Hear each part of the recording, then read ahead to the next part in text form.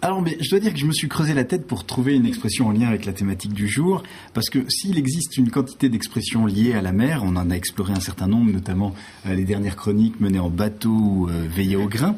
En revanche, j'ai pas trouvé d'expression qui se rattachait à l'échouage de cétacés. Du coup, c'est moi qui échouais sur la marge de ma feuille blanche. Quoique, la seule expression concernant les mammifères marins se rapporte à la baleine et à son rire. Rire comme une baleine, c'est-à-dire rire très fort, sans retenue, à gorge déployée. Voilà l'expression du jour. Mais alors d'où vient-elle exactement? Et pourquoi la baleine? Parce qu'on savait grâce à Benjamin Rabier que la vache rit, mais la baleine, qu'en est-il exactement?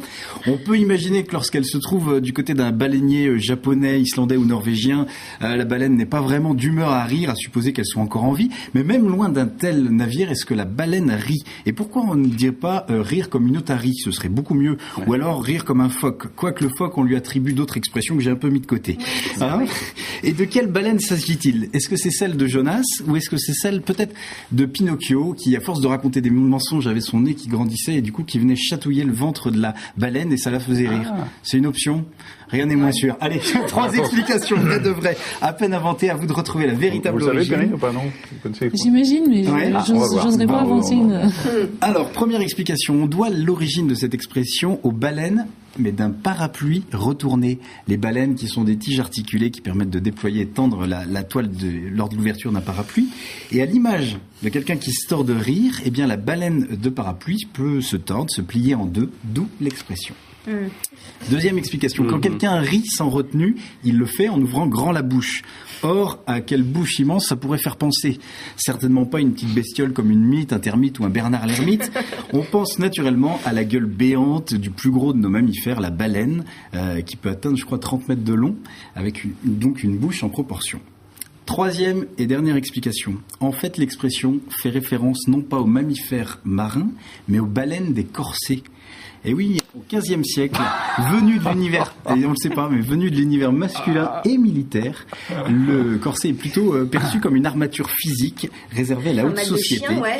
Ça vient d'abord en Espagne au XVe siècle, puis ça va être vite répandu dans d'autres cours d'Europe et va devenir un modèle comme pour les corps de la noblesse. Et quand les porteurs ou porteuses de corsets riaient à gorge déployée, c'est tout le corps entraîné par les secousses des baleines qui s'agitait et du coup qui accentuait le mouvement du rire. On en oubliait la droiture liée à sa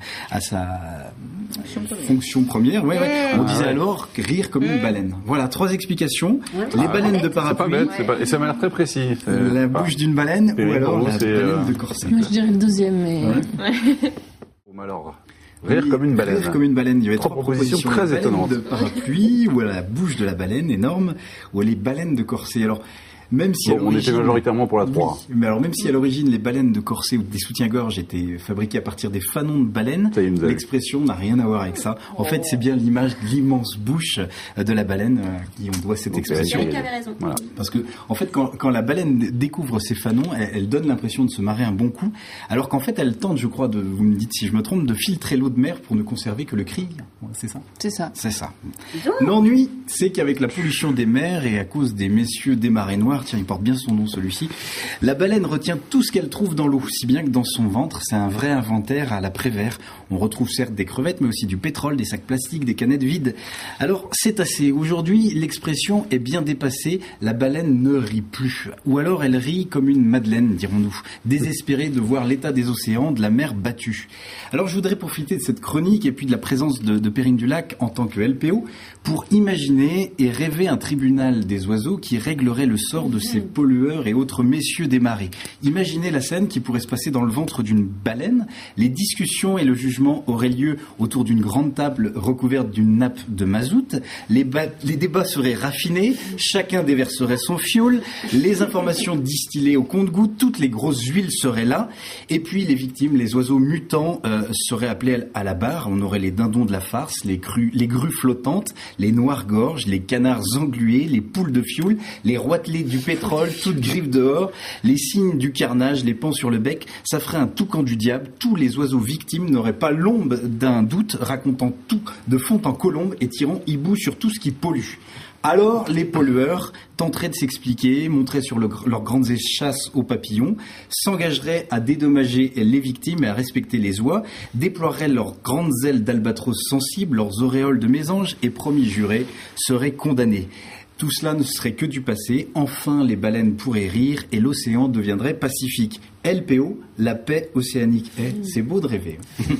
Très bien. Merci beaucoup, Jérôme. Merci.